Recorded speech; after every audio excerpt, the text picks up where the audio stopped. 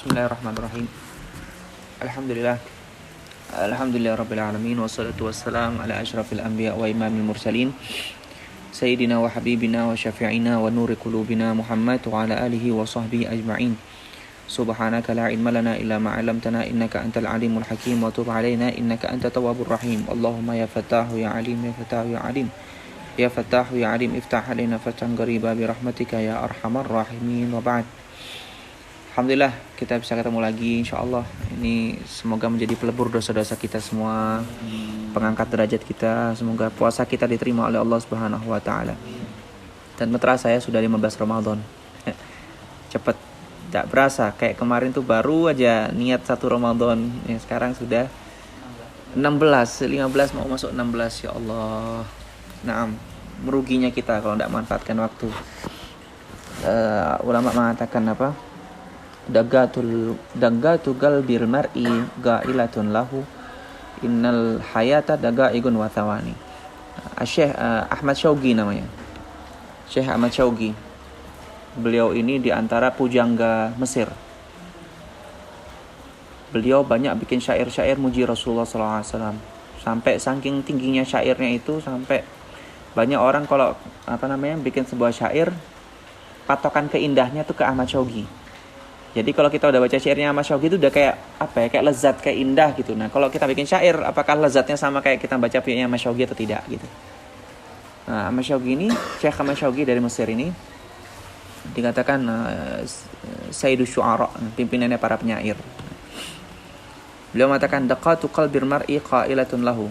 Detak jantung daripada seseorang itu seakan-akan mengingatkan bahwasannya kehidupan itu daqaikun wa thawani. Kehidupan itu hanyalah sekedar daqaik, beberapa menit atau beberapa detik saja gitu. Tek tek tek tek. Nah, itu jarak yang dekat itu, jarak yang pendek itu seakan mengingatkan hidup ente itu cuma antara detak jantung yang tek sama tek gitu.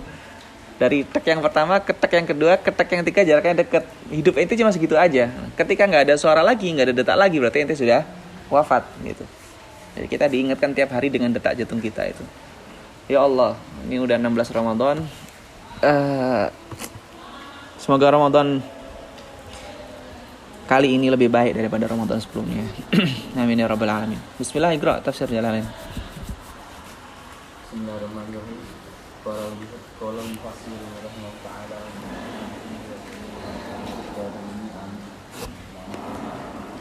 Faman kana minkum hina syuhudihi maridan aw ala safarin ay musafiran safaral qasri wa ajhadahu asawmi fil halaini fa'aftara fa'iddatun fa'alaihi iddatun ma'aftara min ayyamin ukhra yasumuha badalahu. Naam. Bismillahirrahmanirrahim. Qala Syekhul Mufassir rahimahullah taala wa nafa'na bihi bi'ulumihi bi'ulumikum wa bi'ulumi sa'iri salihin fid dharain amin. Ila anggal Allah Ta'ala faman kana minkum hina syuhudihi maridon. Maka di antara kalian, faman kana minkum, maka jika di antara salah satu dari kalian itu hina syuhudihi, tatkala melihat yang namanya bulan Ramadan, melihat bulan Ramadan datang, syahid ya, menyaksikan adanya bulan maridon, tatkala itu sedang sakit. Naam. Marid di sini adalah al-marid al-mubih li tayammum. Kalau ulama fikih mengatakan sakit di sini adalah patokannya atau dobitnya itu sama seperti sakit yang diperbolehkan untuk bertayamum. Ya. Sakit yang diperbolehkan untuk bertayamum itu bagaimana? Sekiranya kalau kena air penyakitnya tambah panjang, tambah parah. Atau kena air sembuhnya makin lama, atau kena air bisa mati misalnya, maka dia diperbolehkan untuk bertayamum. Begitu juga dalam puasa. Kalau sekiranya dia puasa sembuhnya tambah lama, sekiranya dia puasa sembuhnya penyakitnya makin parah, sekiranya dia puasa bisa naudzubillah bisa mati, maka dia diperbolehkan untuk tidak berpuasa. Itu sakitnya, bukan sekedar sakit yang biasa, sakit hati, akhirnya tidak mau puasa. Sakit kepala nggak mau puasa. Sakit gigi akhirnya nggak mau puasa. Kecuali gigi yang parah. Kalau gigi yang parah kayak demam, itu baru boleh. Tapi kalau sakit gigi doang cuma cenut dikit aja, mafi muskilah ya. Naam. Maridun au ala safarin. Ya, atau dalam keadaan safar. Dalam keadaan berpergian jauh, safar. Musafirun safarul qasri. Orang safar yang mana sekiranya diperbolehkan untuk qasr, alias jaraknya 80 km ke atas. Nah. Baik, jaraknya 80 km ke atas. Atau syarat lain adalah hendaknya safarnya safar mubah. Safar yang diperbolehkan atau safar ibadah atau safar yang nilainya ibadah, bukan safar maksiat. Misalnya ada orang mau pergi niatnya untuk silaturahim, niatnya pergi untuk pulang kampung halaman, niatnya pergi untuk berdagang misalnya dan jaraknya jauh. Tetapi hal itu semua adalah hal-hal yang tidak mengandung maksiat, maka dinamakan safar mubah atau safar ibadah dan itu boleh untuk membatalkan puasanya. Tapi kalau niat saya pergi niat ke Jakarta pengen tahu gimana diskotik yang ada di sana. Misal niatnya saja sudah tidak baik, maka dia dinamakan safar maksiat. Diharamkan bagi dia untuk membatalkan puasa, walaupun jaraknya jauh. Saya ke Jakarta naik mobil Ustadz, perjalanannya jauh, lewat 8 jam lebih. Masa Anda nggak boleh batalin puasa? Anda cuma pengen nengok yang namanya diskotik aja. Enggak, niat ente udah maksiat, ini nggak boleh batalin puasa gara-gara itu. Ya, paham ya safarnya? Makna daripada safar itu. Na'udzubillah min dzalik, semoga safar kita safar mubah semuanya. Fa'idatun wa ajhadahu shaum fil halatain fa aftar. Ajhadahu as-shaum, dan membuatnya sulit untuk berpuasa. Fil halain, di dua keadaan itu. Keadaan pertama yaitu keadaan marid dan yang kedua adalah keadaan safar. Fa'iddatun fa aftar, maka dia membatalkan puasanya. Fa'iddatun fa alaihi adadu ma aftar, maka hendaknya dia iddah, hendaknya dia menghitung. Untuk di apa? Untuk di qadha. Walaupun dapat rukhsah boleh tidak puasa, tetapi qadha pun juga wajib hukumnya. Nah, min ayyamil ukhar. Di hari yang lain. Yasumuha badalahu. Yang mana dia berpuasa itu untuk sebagai pengganti di bulan Ramadan. Nah, patokannya safar di sini adalah jarak tempuh, bukan rasa capek. Jarak tempuh bukan rasa capek. Nah, kalau misalnya sekarang dikatakan ke Surabaya, dari Surabaya ke Jakarta itu cuma hanya 1,5 jam dengan pesawat. Nah, lantas apakah boleh misalnya di tengah perjalanan ia membatalkan puasa, atau sampai Jakarta cuma sebentar sebalik lagi ke Surabaya? Nah, di Jakarta itu apakah dia boleh untuk berpuasa? Tidak berpuasa, maka boleh dia untuk membatalkan. Sebagaimana dia boleh untuk jamak dan qasar. Dia pergi dari Surabaya ke Jakarta, walaupun Jakartanya cuma 1 hari misalnya. Dalam sehari itu dia boleh jamak dan qasar kan? Boleh nggak jamak dan qasar? Boleh, walaupun jaraknya cuma 1,5 jam. Sebagaimana diperbolehkan jamak dan qasar, diperbolehkan juga dia untuk membatalkan puasa. Oh, itu kan zaman Rasulullah jaraknya jauh, perjalanannya capek. Ya, kalau sekarang nggak ada capek-capeknya. Bukan itu patokannya. Patokannya adalah jarak tempuhnya. Hatta dia merasa capek atau tidak, sebenarnya dia itu ada tanggungan capek dalam dirinya. Nah, ada orang yang perjalanannya 1 bulan misalnya, sepeda pancalan, ya, dia kuat dan tidak capek. Apakah dia lantas tidak boleh untuk membatalkan puasanya? Kayak siapa itu yang musafir yang ma'ruf itu, siapa namanya? Kan lagi viral itu, musafir siapa? Joko Kendil ya. Jalan kaki antar kota. Dengan semangatnya dia diwawancarain pun juga biasa aja. Kalau kita sudah dehidrasi, sudah pingsan mungkin, jalan kaki. Ayo, apakah dia tidak boleh membatalkan puasanya? Boleh, silakan aja. Walaupun dia nggak punya rasa capek. Ya. Atau di Kenya atau di mana itu? Anda pernah lihat di YouTube di Kenya kalau nggak salah. Itu dia mau jualan tebu, harus mancal sepedanya, jaraknya itu 8 jam. Dan itu tiap hari, 8 jam ngantar tebunya, dan dari situ balik ke rumahnya. Sepeda pancal gayu. Total 16 jam berarti sehari. Kalau kita 8 jam sudah capek dan haus. Capeknya orang beda-beda ya, patokannya bukan capek atau tidak. Dan Rasulullah SAW itu ada sosok yang paling kuat. Rasulullah itu, Sayyidina Ali aja kalah kuat sama Rasulullah. Ya. Ada kisahnya nanti akan Ana bahas di saatnya. Intinya Sayyidina Ali yang kuatnya itu bisa ngangkat babul Khaybar. Kisahnya antum sudah tahu semua. Rasulullah lebih kuat daripada Sayyidina Ali. Apakah Rasulullah kehausan tengah jalan? Hasya wa kalla, enggak mungkin. Apalagi puasanya beliau adalah puasa yang paling ikhlas. Enggak mungkin beliau ngerasain kehausan, tapi beliau tetap melaksanakan rukhsah. Beliau pernah untuk membatalkan puasanya beliau di tengah jalan untuk menunjukkan bahwasanya membatalkan puasa itu diperbolehkan sebagai penunjuk syariat. Jadi patokannya bukan itu. Patokannya bukan rasa capek, karena rasa capek setiap orang berbeda-beda. Ada yang cuma malang batu aja udah remek. Ada yang malang batu tiap hari, sehari 3 kali bisa. Ya macam-macam. Ya. Naam. Fa'idatun min ayyamin ukhar, maka wajib untuk diqadha. Naam. Dan qadha ini sifatnya tidak alal faur. Ada 2 macam, ada alal faur, ada alal tarahi.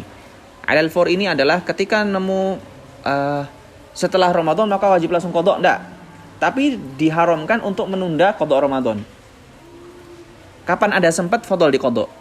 Misalnya kalian musafir, pulang ke Bojonegoro. Naam. Jauh misalnya. Jauh enggak? Bojonegoro berapa jam? Iya, kayak ke Jawa Tengah, ya, Jawa Timur ujung ya. 5 ke 6. Oke, naik angkot misalnya. Naik angkot, angkotnya nyasar, pindah-pindah. Zong misal udah lama gak pulang, akhirnya lupa angkot, lupa bisnya. Nyasar. Akhirnya membatalkan puasanya, misal kehausan karena Bojonegoro panas kayaknya ya, panas ya. Kehausan, dehidrasi. Habis itu setelah Ramadan pengen qadha di hari Senin dan napasin hari Senin. Oh, Senin enggak bisa, Kamis saja deh biar apa namanya? Enggak kelihatan qadha Ramadan. Jadi ana barengin hari Kamis karena santri semua puasa. Fadhol bebas gitu. Tapi kalau diniatin nanti aja gampang, anak qadhanya kapan aja anak sempat itu dosa, enggak boleh. Jadi harus ada niat untuk mengqadha. Apalagi sudah masuk bulan Sya'ban. Sudah masuk bulan Sya'ban, dicek tuh kalendernya apakah anak ada batal atau tidak, anak pernah sakit atau enggak, atau pernah safar atau tidak, maka harus wajib diqadha, enggak boleh ditunda. Naam. Wallahu a'lam bishawab. Naam, yakfi. Kita ba'da.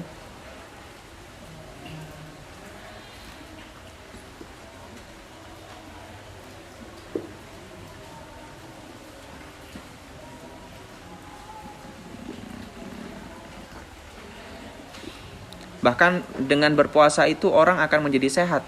Rasulullah SAW bersabda, sumu tasihhu. Berpuasalah, niscaya kalian sehat. Nggak ada puasa yang bikin orang yang awalnya sehat menjadi sakit, tidak. Kecuali kalau memang dari awalnya sudah sakit ya. Naam.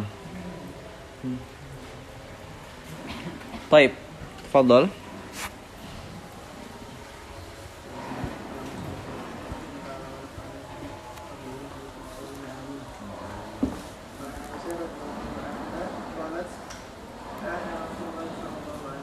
Allahumma shalli alaihi.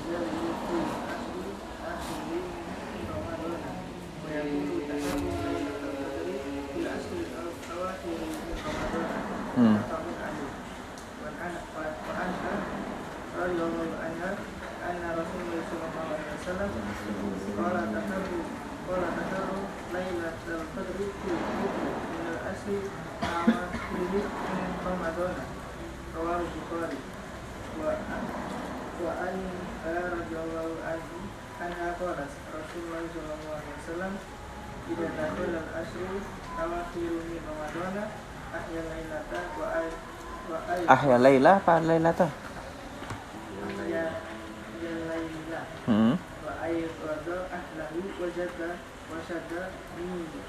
Al-Mi'zar.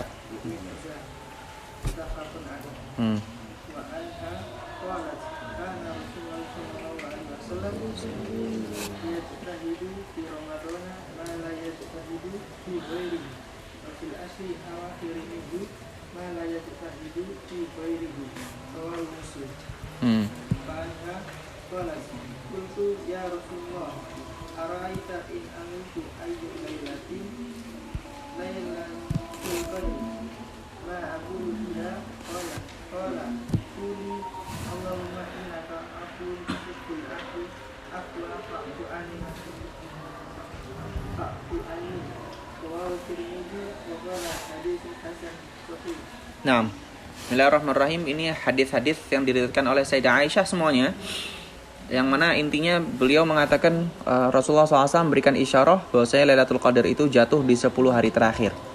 Ya. Dan semuanya di sini riwayatnya muttafaqun alaih. Muttafaqun alaih itu maknanya disepakati oleh Imam Bukhari dan Imam Muslim. Ya. Dari hadis pertama, taharrau Lailatul Qadri fil ashril awakhir min Ramadan. Taharrau. Apa kemarin maknanya taharrau itu? Mencari, ya, mencari dengan benar-benar, dengan sungguh-sungguh. Namanya Lailatul Qadar. Hadis berikutnya juga sama, diriwayatkan oleh Imam Bukhari. Hadis berikutnya dilanjutkan, riwayat yang lain. Ahya idza dakhala al-ashrul awakhir min Ramadan, tatkala masuk 10 hari terakhir di bulan Ramadan, Rasulullah sallallahu alaihi wasallam ahyal laila. Beliau menghidupkan malamnya. Naam. Menghidupkan malam bulan Ramadan. Wa ayqadha ahlahu, bukan beliau aja sendirian, tapi beliau pun juga mengajak keluarganya. Ayqadha, membangunkan ahlahu, keluarganya. Ya. Sayyidah Aisyah dibangunkan malam-malam untuk diajak tahajud, untuk diajak ibadah. Kita nanti kalau misalnya di rumah juga pun kalau ada kesempatan bisa bangunkan keluarganya, dibangunkan keluarganya untuk sama-sama ibadah. 10 hari Ramadan kan udah di rumah ya insyaallah ya. Nah. Jadi tanggal berapa perpulangannya? Rabu besok. Nah. Wa ayqadha ahlahu wa jadda wa shaddal mi'zar. Jadda, apa maknanya jadda? Sungguh-sungguh. Syaddal mi'zar, mengencangkan sarungnya. Naam.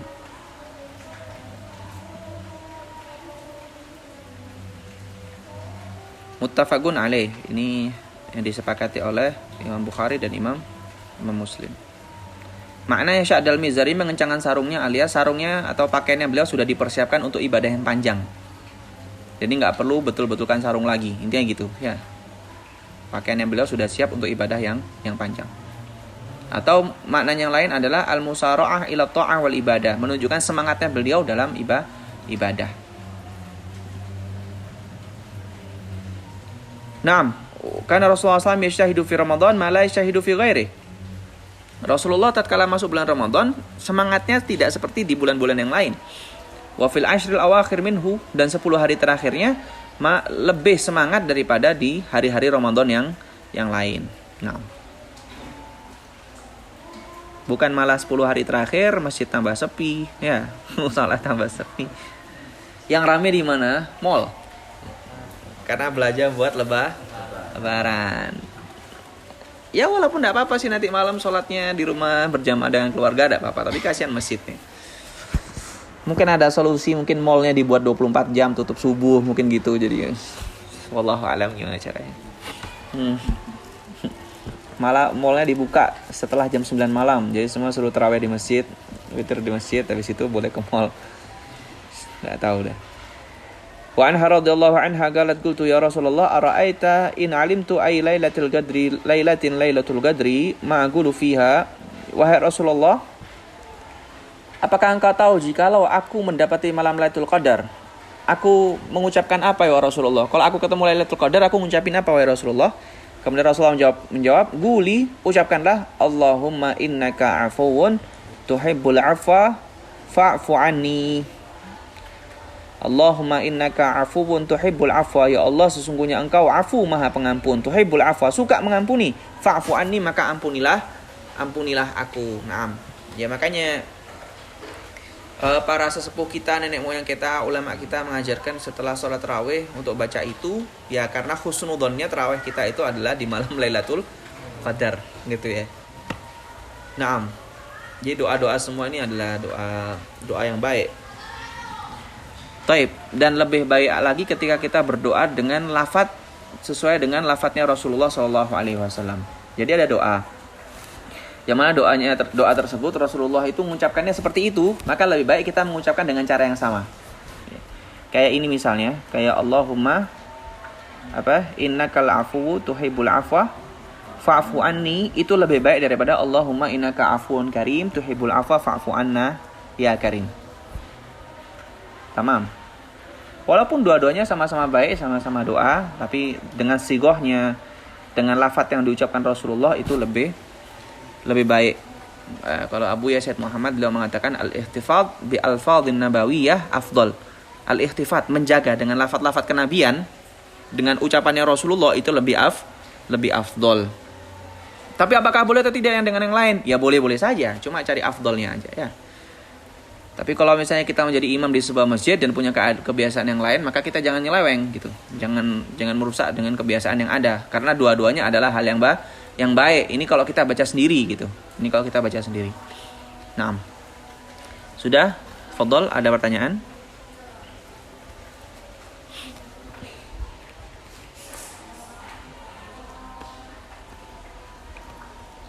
Baik. Wallahu a'lam bishawab. Fadhol, kita berikutnya. Ya Rasulullah SAW.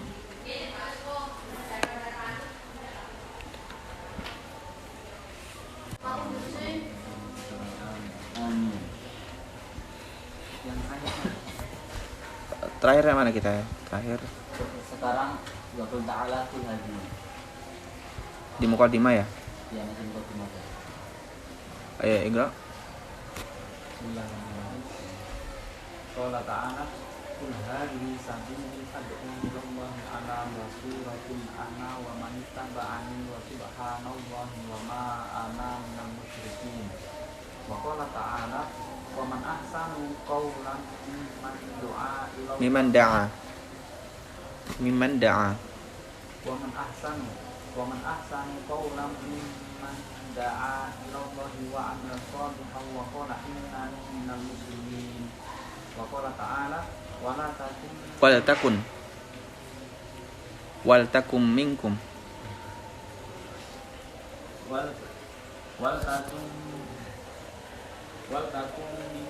ummatun yad'una ilal khairi wa ya'muruna bil ma'rufi wa yanhauna 'anil munkari wa ulaika humul muflihun. Nah, bismillahirrahmanirrahim. Ayat ini, ayat yang pertama adalah surat Yusuf ya, surat Yusuf.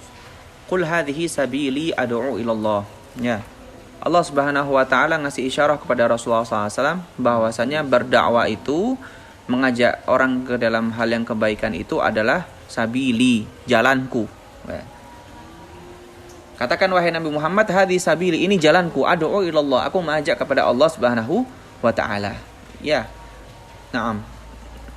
Itu suruh mengatakan bahwasanya itu adalah jalannya Rasulullah SAW. Jadi jalan yang terbaik yang ditempuh oleh seseorang adalah berdakwah kepada Allah Subhanahu wa taala. Ngajak orang balik ke Allah itu adalah jalan yang terbaik. Dengan caranya masing-masing, dengan keadaannya masing-masing. Karena setiap daerah, setiap tempat itu berbeda-beda keadaannya. Nah, dan sahibud dar adra bihali. Pemilik rumah lebih tahu bagaimana keadaan rumahnya. Jadi kita nggak bisa mengeneralkan atau mengumumkan semua keadaan itu sama. Nah, ada yang bisa dilembuti, ada yang nggak bisa kecuali to the point, ada yang mesti diajak guyon dulu baru mau, ada yang nggak mau guyon serius, ada yang macam-macam, ya macam-macam. Dan semuanya ada pakem yang bakal diberikan oleh Imam Abdullah bin Al-Haddad dalam kitab ini. Ya, kalau memang kita bisa menghatamkan di Ramadan berikutnya. Ini kita baca Ramadannya aja. Naam. Wa qala ta'ala wa man ahsanu qawlan mimman da'a ila Allah wa 'amila shalihan fa ulaika innani minal shalihan wa qala innani minal muslimin. Naam. Wal takum minkum ummatun yad'una ilal khairi wa ya'muruna bil ma'ruf, dan jadilah kalian sebagai ummatun yad'una ilal khair. Ummah sekelompok kaum yang mengajak ke dalam kebaikan. Wa ya'muruna bil ma'ruf wa yanhauna 'anil munkar. Naam. Yang namanya umat itu di zaman Rasulullah ada dua macam. Ada namanya ummatul da'wah, ada namanya ummatul ijabah. Umat dakwah sama umat ijabah. Apa perbedaan dari umat dakwah dan umat ijabah ini? Kalau umat dakwah ini adalah umat yang didakwai oleh agama Islam. Umat yang didakwai oleh agama Islam. Berarti masuk di sini orang kafir, ya, orang Nasoro, orang Yahudi, orang Majusi, Buddha, dan semua agama yang ada itu masuk dalam umat dakwah, karena dakwah kita masuk ke mereka. Faham ya? Jadi kalau dibilang apakah mereka umatnya Rasulullah? Iya, mereka umat Rasulullah, tapi jenis umat dakwah. Paham? Ada namanya umat ijabah. Umat ijabah itu adalah yang menerima dakwah tersebut, yang percaya dengan dakwah tersebut, yaitu adalah umat Islam. Ya. Jadi ada umat dakwah, ada umat ijabah. Kalau umat dakwah lebih umum, umat ijabah lebih khusus, yaitu orang Islam yang ijabah, yang menerima gitu, yang mengkabulkan terhadap dakwah agama Islam. Naam. Wasil, iqra fa du'a ila Allah. Fadu'a ilallahi wa ila sabilihi wa dinihi wa ta'atihi wasful anbiya'i wal mursalina wa da'buhum Muda'buhum. wa bihi walahu ba'athahumullahu wa amarahum wa awsahum wa alaihi hathahum wa harraduhum wa ala dhalika ittaba'ahum wa iltazahim wa rasatuhum minal ulama'il amilina wal awliya'i was salihina min ibadillahi mu'minina falam yazalu ala kulli halin wa fi kulli zamanin Wahinin. yad'una an-nas yad'una nasa ila sabilillahi wa ta'atihi bi aqwalihim wa af'alihim ala ghayatin minat tashmiri wal jiddi fi dzalika ibtigha'an li mardatillahi wa syafaqatan ana ibadillahi wa Warahbatan. fi tawabillahi wa iktidaan bi Rasulillahi sallallahu alaihi wasallam. Allahumma shalli alaihi wa alihi. Fad-du'a'u ila Allah wa ila sabilihi wa dinihi wa ta'atihi. Maka ad-du'a ila Allah, mengajak kepada Allah Subhanahu wa taala dan mengajak ke jalannya Allah, mengajak ke agamanya Allah, mengajak kepada ketaatan kepada Allah adalah wasful anbiya, sifatnya para nabi, wal mursalin, dan sifatnya para rasul, wada buhum, dan da'ab itu adalah kebiasaan yang baik itu namanya da'bun, wada buhum, dan kebiasaan mereka, bukan hanya sifat tapi sudah menjadi kebiasaan ya. Alias para nabi dan rasul itu ketika mengajak orang-orang ke dalam kebaikan tidak ada beban sama sekali karena udah kebiasaan. Paham ya? Beda ya dengan hal yang bukan kebiasaan. Kita nggak biasa untuk berbicara, maka ketika ngomong bingung. Tapi kalau udah berbicara, nggak bingung ngomong apa, karena udah biasa. Para nabi dan rasul udah biasa untuk dakwah, jadi mereka nggak bingung, udah siap untuk itu resiko semuanya. Naam. Wabihi walahu ba'athahumullah, dan dengannya, dengan dakwah itu, walahu, dan untuk dakwah itu, ba'athahumullah, Allah mengutus mereka. Allah mengutus mereka dengan dakwah dan untuk berdakwah. Wa amarahum, dan memerintahkan mereka, wa awsahum, dan mewasiati mereka. Perintahnya bukan hanya perintah biasa, tapi sifatnya adalah wasiat. Wasiat itu adalah wajib untuk dijalankan. Levelnya lebih tinggi daripada perintah biasa. Ya. Kayak bertakwa, kayak wasiat takwa. Nah, mungkin Anda pernah jelaskan atau belum ya? Wasiat takwa itu bukan hanya sekedar wasiat yang wajib diucapkan seorang khotib dalam khutbah Jumat, tetapi itu adalah hakikatnya wasiat dari Allah Subhanahu wa taala kepada nabi-nabi terdahulu.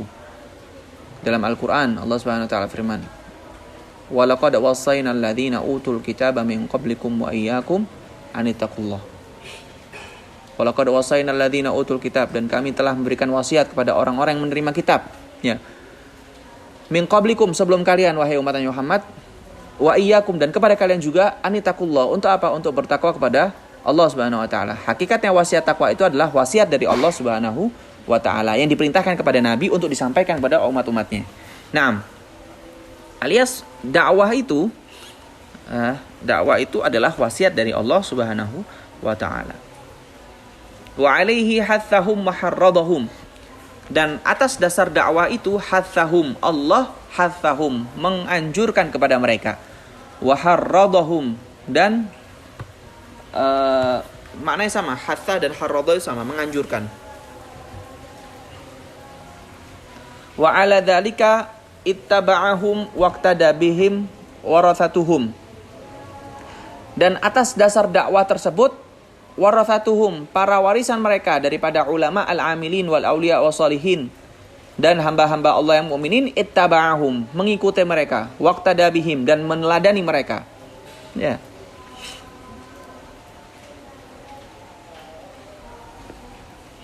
Makanya dikatakan dalam hadis al-ulama'u warasatul anbiya. Fa innal anbiya'a lam yuwarithu dinaran wala dirhaman wa innama warathu al-ilm. Faman akhadaha faqad akhadha bihaddin wafir. Yang sudah dapat ilmu itu maka sesungguhnya dia mendapatkan hadd wafir. Jatah yang begitu besar dan banyak. Beban yang banyak. Nah, orang semakin banyak ilmunya, semakin beban tanggungannya dan tanggung jawabnya. Nah, baik. Falam yazalu ala kulli hal wa fi kulli zaman wa hin yad'una an-nasa ila sabilillah wa ta'atih. Mereka dalam keadaan bagaimanapun, di waktu bagaimanapun, tetaplah yad'una an-nasa, mengajak manusia ila sabilillah, ke jalan Allah, wa ta'atih, dan taat kepada Allah Subhanahu wa taala. Dengan apa? Bi aqwalihim wa af'alihim, dengan ucapan mereka dan perbuatan mereka. Nah, memang benar, ketika kita mengajak kepada orang lain dan kita sudah melakukan, itu akan lebih lahu athar, punya efek lebih besar daripada kita nggak melakukan tapi ngajak orang melakukan. Nah, kayak di kampung-kampung misalnya kita ngajak orang untuk i'tikaf, sedangkan kita nggak pernah i'tikaf, maka jarang didengarkan. Kecuali kalau kita terkenal, kita udah istiqomah i'tikaf, ya ada orang nih, ini tiap hari udah i'tikaf. Nah, sekampung tahu, lalu dia tiba-tiba berdiri dan mengajak orang lain untuk i'tikaf, dan testimoni mengatakan bahwasanya i'tikaf itu fadilahnya gini-gini. Orang-orang bakal percaya, oh iya, ana percaya sama ente karena ana lihat ente tiap hari i'tikaf. Gitu. Ya. Tapi bukan berarti gara-gara kita nggak pernah melakukan lantas kita nggak mau ngajak orang lain dalam kebaikan, itu juga salah. Ya, sama-sama kita ngajak orang lain dan kita juga mengajak diri kita sendiri untuk melakukan hal yang sama. Taib. Lisanul hal afdalu min lisanil maqal. Nah, lisanul hal afdalu min lisanil maqal. Dakwah dengan perbuatan, dengan keadaan itu lebih baik daripada dakwah dengan ucapan saja. Nah, orang-orang dahulu tidak banyak ngomong, tapi dari perbuatannya aja kita bisa meneladani, bisa mencontoh. Dari dermawannya, dari baiknya, dari sabarnya, gitu. Gak banyak ngomong, tapi dari perbuatannya aja udah kita tahu kalau ini adalah tawadhu, kalau ini adalah dermawan, kalau ini adalah contoh yang baik. Nah, itu lebih baik daripada banyak omong tapi tidak ada prakteknya. Tamam. La ilaha illallah. Bi aqwalihim wa af'alihim ala ghayatin min at-tashmir wal jiddi fi dzalik. Dengan apa? Dengan ucapan-ucapan mereka dan perbuatan-perbuatan mereka, yang mana hal tersebut dilakukan dengan ghayah min at-tashmir, puncak daripada keistiqomahan. Jadi enggak cuma sekali dua kali tok, tapi istiqomah terus-menerus. Wal jiddi, dan usaha fidzalik, dalam hal itu, pantang mundur, digretak enggak takut. Nah, ibtigha'an limardhatillah. Kenapa? Karena semata-mata mengharapkan ridhonya Allah Subhanahu wa taala. Wa syafaqatan ala ibadillah, dan karena kasih sayang terhadap hamba-hambanya Allah. Karena beliau merasa, ya Allah, ini hamba-hambanya Allah, kalau tidak dikasih hidayah maka dia ke depannya bakal tersiksa. Maka karena aku sayang sama mereka, aku pengen ngajak mereka juga ke dalam hal yang baik, enggak sampai kena adabnya Allah Subhanahu wa taala, gitu. Waraghbatan fi thawabillah, dan mengharap pahala dari Allah. Waqtidaan bi Rasulillah SAW, dan meneladani Rasulullah SAW. Naam. Ya, dari sabarnya Rasulullah, usahanya Rasulullah. Salat dikasih jeroan onta, itu beliau enggak marah. Yang ngasih itu adalah pamannya, siapa namanya? Abu Lahab. Abu Lahab itu saking parahnya benci sama Rasulullah, sampai pernah Rasulullah sholat, pas sujud, ditunggu sujud, lalu jeroannya onta itu dikalungkan di lehernya Rasulullah. Ya, ini paman terlaknat. Ya, yang laknat adalah Al-Quran. Gimana ente sholat, Pak de ente ngasih jeroan onta di leher? Mau dibilang prank, nggak prank itu. Ya, na'udzubillah min dzalik.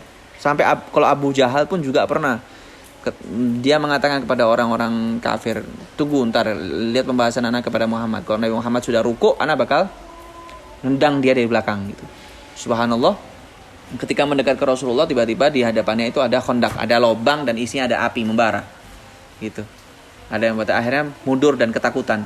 Pas orang-orang kafir tanya, kenapa ente kok mundur, gak jadi apa namanya, gak jadi nendang Nabi Muhammad? Dijawab, sesungguhnya anak pas mau dekat sana tiba-tiba ada api melindungi Muhammad ketika sholat gitu.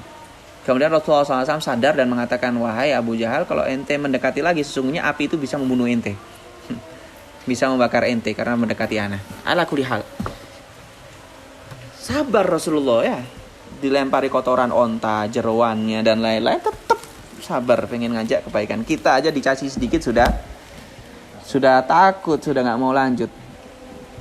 Jangankan kita, sekelas Allah aja difitnah. Ya, sekelas Gusti Allah saja difitnah punya anak. Allah Tuhan aja difitnah, apalagi kita yang hamba biasa, tidak mungkin lepas daripada fitnah. Jadi fitnah itu sudah biasa.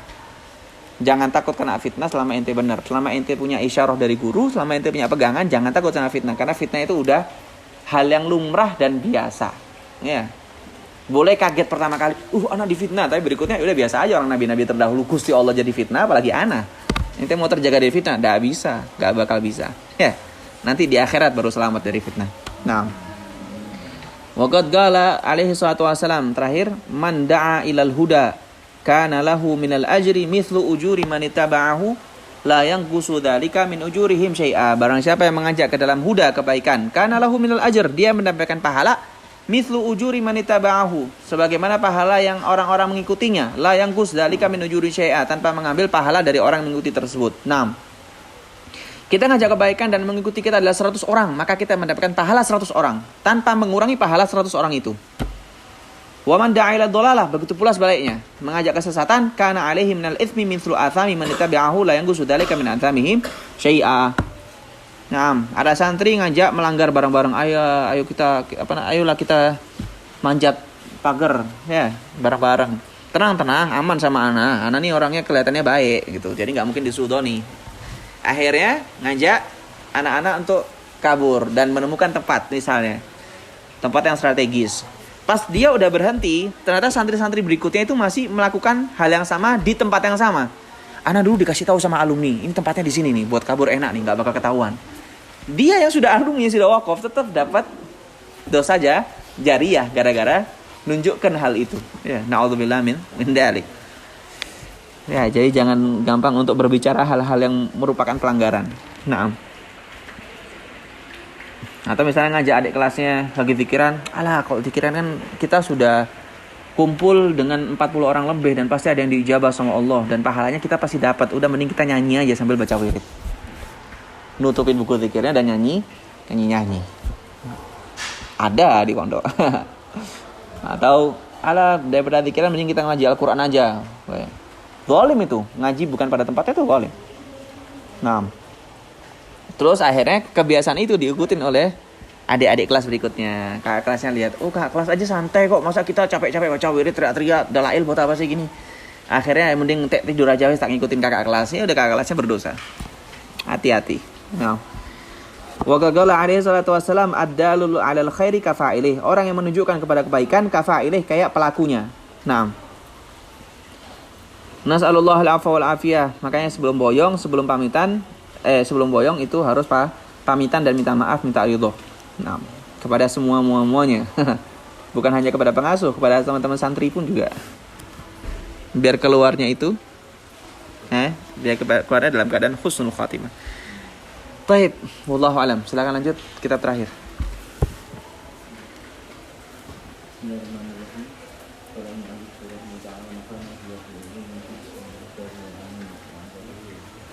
An bin Abbas radhiyallahu anhu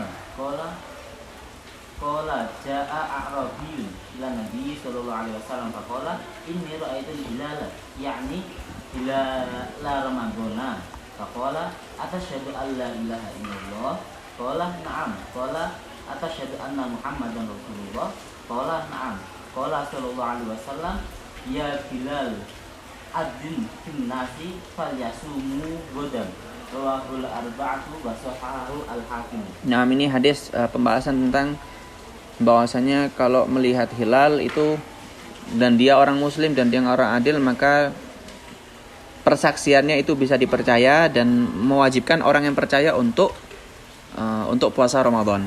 Nah, ini pembahasannya lumayan panjang terkait ini. Gimana ya? Antum sudah paham kan masalah penglihatan hilal ini ya? Contoh misal, ada satu orang, ini anak mencontohkan untuk keadaan masing-masing dalam melihat hilal. Ada satu orang, dia adil, dia sesuai dengan syarat-syarat itu, adil, muslim, balik, ya,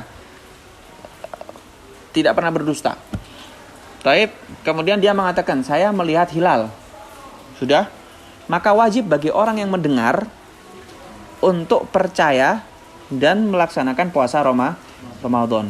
Asalkan syaratnya itu ya, syarat yang perfect, sempurna. Oke? Yang kedua, ada orang yang dia ini gak adil-adil banget dan juga pernah berdusta misal. Bukan yang yang terjaga banget, enggak. Ya lumrah lah kayak manusia biasanya. Kemudian dia mengatakan saya melihat hilal. Maka wajib bagi siapa untuk bagi siapa yang untuk berpuasa? Wajib bagi yang percaya sama orang ini. Kalau misalnya nggak percaya, nggak wajib puasa. Karena dia adalah orang yang bisa untuk berdosa. Orang yang biasa untuk berdosa. Misalnya ada anak suka guyon dan lain-lain, sholatnya jarang dan lain-lain. Tiba-tiba dia bilang, Ustaz, saya lihat hilal. Yang percaya dengan dia, maka wajib untuk puasa Ramadan. Yang nggak percaya, nggak wajib. Paham ya? Ayo.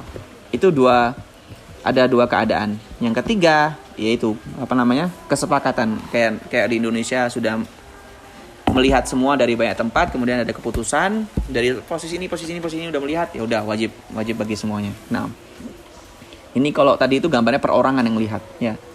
Ya, ini yang di zaman Rasulullah ini adalah orang yang percaya dan terpercaya. Makanya Rasulullah mengatakan, wahai Bilal, adzin finnas falyasumu wadan.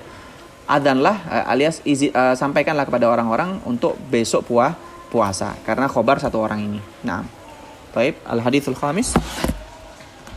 Al-haditsul rabi' an Jabir bin Abdullah radhiyallahu anhu anna Rasulullah sallallahu alaihi wasallam qala u'tiyat ummati fi syahri ramadhana khamsan lam yu'tihunna nabiyyun qabli amma wahidatun fa innahu idza kana awwal lailatin min syahr ramadhana nadarallahu azza wa jalla ilaihim wa man nadarallahu ilaihi lam yu'adzibuhu abadan wa matanya tu fa inna qulufa afwahihim hina